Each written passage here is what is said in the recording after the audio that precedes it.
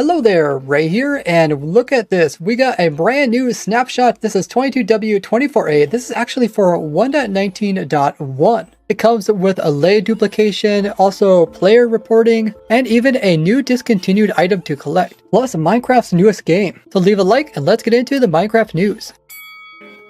We finally have it, guys. We have a way to actually duplicate allays. So you have to first get your initial allays from the prisons that are part of the outpost or that are part of the mansions. Once you have that, all you have to do is get a jukebox, which does cost a diamond, and you have to play some music, so a record as well. Then while the allay is twirling and dancing to the jukebox, which is a new thing, and you give it a amethyst, it will use amethyst up and it will split into two allays. Once you do duplicate an allay, there is a 2.5 minute cooldown before you can do it again. Anytime afterwards, they'll just pick up the item and hold it. So now it's actually possible to farm up large amounts of allays. This is great because I use a lot of allays in my item sorters using them. And they also work for non-stackables, which is great for like my raid farms or like my bartering bonanza to sort out all those items that are not normally sortable using redstone. And this also means that we can easily put these guys inside of farms without having to worry about getting too many of them, such as like inside of my squid farm to pick up loot, or inside of my amethyst farm, which I guess I would really love the amethyst farm. Now this is something that was first in the Bedrock edition last week, and it's really cool to see it already be implemented into the Java edition. It's also been highly requested, including myself. I just seen that allays being way too useful in the game, and not being able to get large amounts of them without having to do tons of exploring and transporting just didn't seem right. So I'm glad they bring this in, but it does seem that we are getting this with 1.19.1, as 1.19 was trying to kind of like get pushed out for a timeline, and they kind of, didn't hit all the different objectives for that one. Looks like we're getting some updates after the main one. Now, one thing that's not in Java Edition is the ability to automatically replay music when it finishes, because the allays actually don't duplicate when there is no music. So you have to manually remove the disk and put it back in again, where in Bedrock Edition, you can do that automatically. So I really hope that comes to the Java Edition, since it is a really cool mechanic. Let me know if you guys are excited for the allay duplication and what you'll use these guys for. We also got another feature in this snapshot, and that is if you press the P button while you're on a multi-server or open to LAN, they're going to add it so you can report people for stuff they say in the chat. We probably all experience some really toxic chat once in a while in the gaming community, especially if you're on some just public server. And that's what this is going to be for. It says it's still under development, so currently any reports won't be actually reviewed. They're currently looking for feedback. But for the time being, it just takes you to this page here, which is where you can like hide other individuals or block them.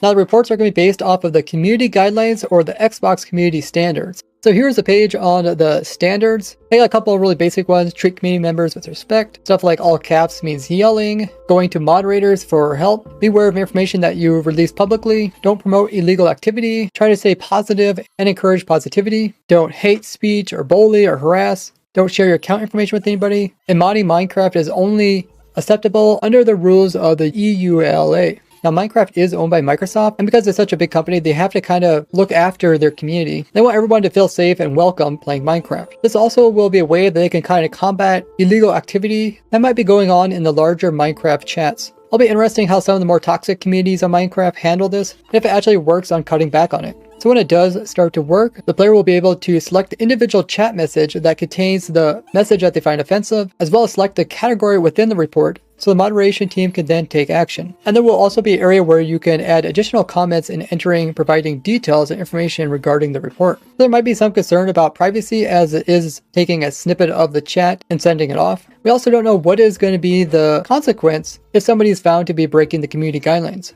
Will they be like muted so they just can't talk in game? Because that's typically how games handle this. And people might be concerned that messages are taken out of context and people are incorrectly muted for it.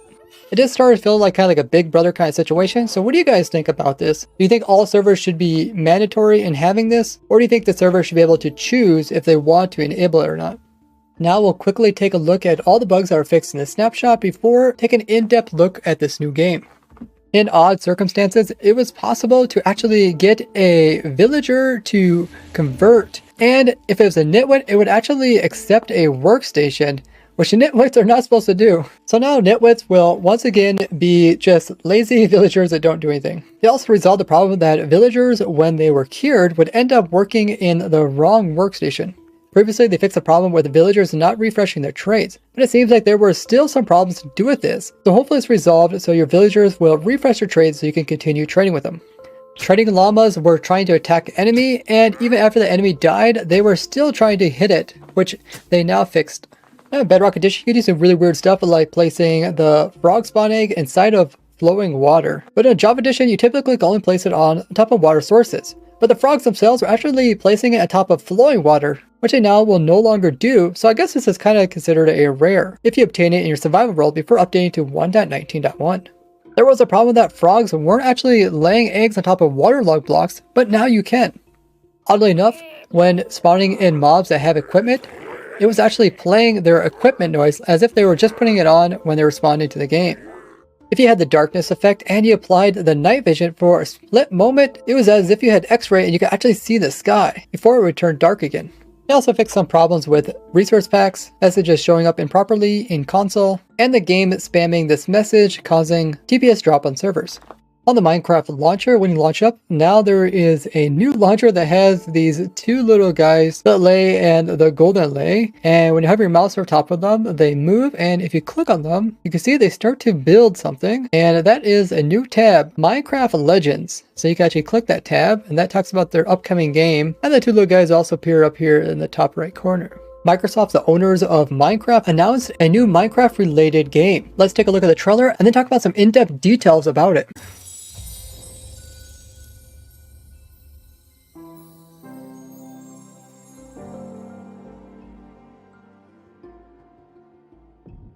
Legends hold great power. They are the dreams we weave into our shared story. Some legends tell of peace and the beauty of simplicity.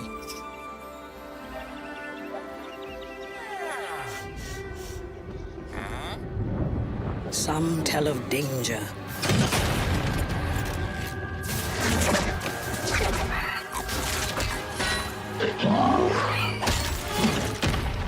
and the end of all things.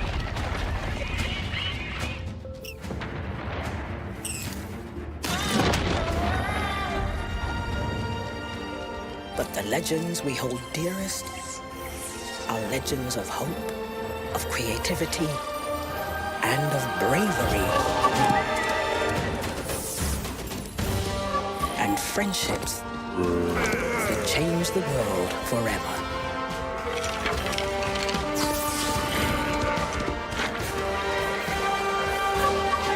This is the legend of a united overworld. United by you.